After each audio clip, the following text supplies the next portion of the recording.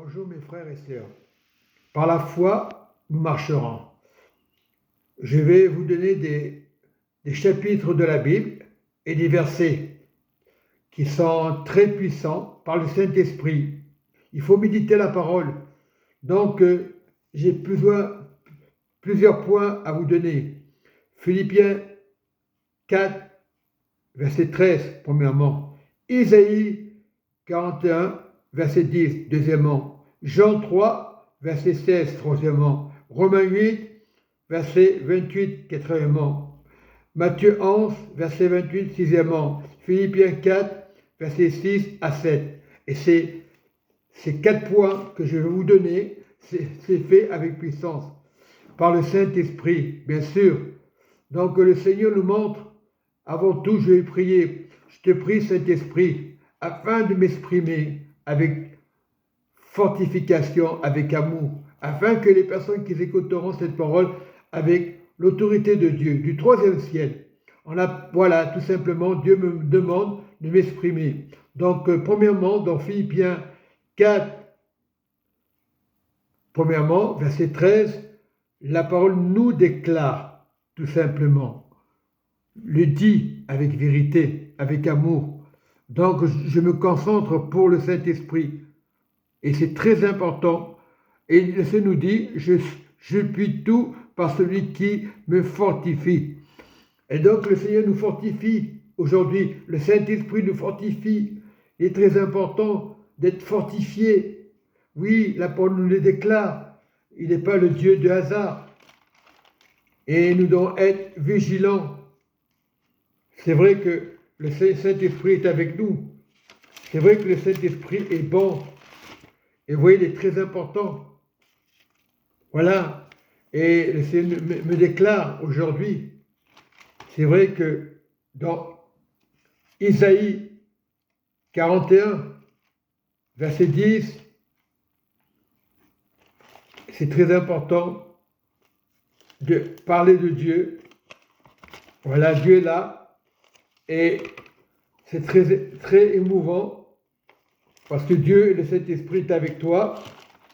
Voilà, il doit être la grâce du Saint-Esprit.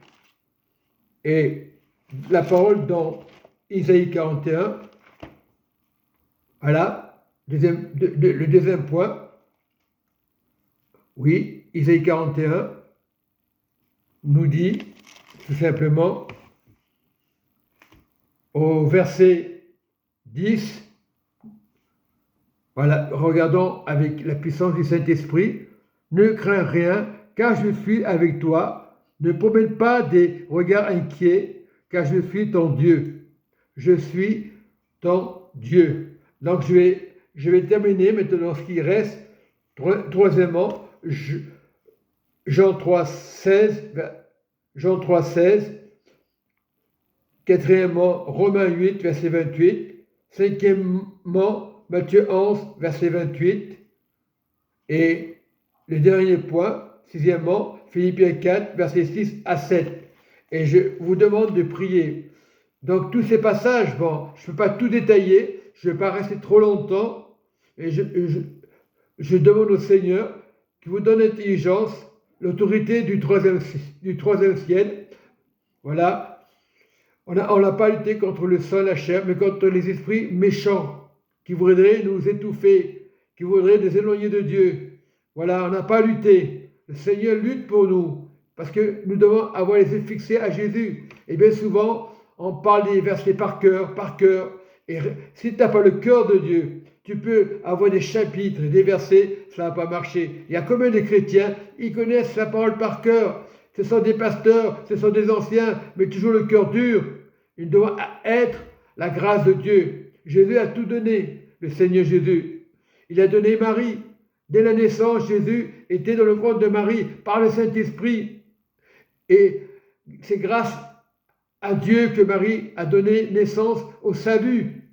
Et souvent, nous oublions des choses essentielles. Oui.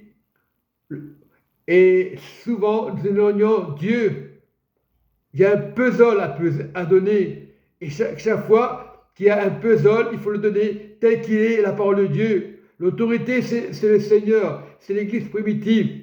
Après, il y a eu d'autres églises. Pierre avait parlé de l'Église qui sera toujours sur la terre. Eh bien, l'Église, c'est qui? C'est Jésus. Ce n'est pas une question de religion, de connaître la parole par cœur, d'être religieux. L'Église primitive était la première. C'est vrai qu'aujourd'hui, on parle de l'Église catholique, protestante, évangélique, qui ne sort pas du tout. Et je prie cet esprit maintenant, en fermant les yeux pour le royaume de Dieu, que Dieu nous aide tout simplement à rester fidèles, à prier le salut, Jésus, afin que les âmes soient dans la paix et la joie. Surtout en ce temps, tu dois prier. Tu ne dois pas regarder à la guerre, aux choses qu'on nous dit, c'est la fin du monde. Non, regarde au Seigneur. Rien n'est détruit.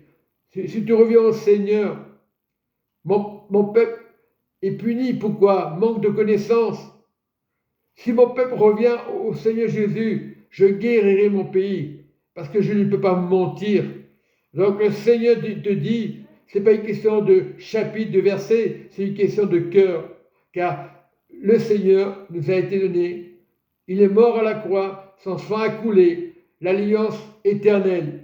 C'est-à-dire le sang qui a coulé, c'est une alliance éternelle que tu ne vois pas. Et sache-le, chaque fois que tu pries, tu reçois l'amour de Dieu. Et le Saint-Esprit nous a été donné. Mais à celui qui veut accepter Dieu, celui qui aime Dieu, il peut avoir des problèmes, des difficultés. Dieu va lui donner des finances. C'est vrai qu'en ce temps de la fin, on fait peur. Sur les réseaux sociaux, on montre des choses à ne pas regarder, qui n'existent pas. Ils font croire à la réalité qui n'existe pas. Il y a des ouragans, c'est vrai. Il y a des tremblements de terre, c'est vrai. Mais restons fidèles au Seigneur Jésus, notre Saint-Esprit, notre Papa. Soyez bénis. Amen et Amen.